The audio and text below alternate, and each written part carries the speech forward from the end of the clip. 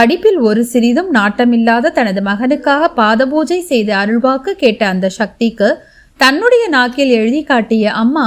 அவன் நல்லா படிப்பான், நல்லா வருவான், சித்திரை பௌர்ணமி விளக்குகள் 5 வாங்கி பூஜை செய்து வா என்று அம்மா சொல்லியபடி செய்து வந்த அந்த சக்தியின் மகன் ஒருவருமே எதிர்பாரா வண்ணம் நான் BE படிக்க போறேன் என்று சொல்லிவிட்டு நன்றாக படித்து நல்ல மதிப்பெண்களோடு தேர்ச்சி பெற்று வேலைக்காக சென்று அம்மாவிற்கு பாத பூஜைக்கு சென்ற போது,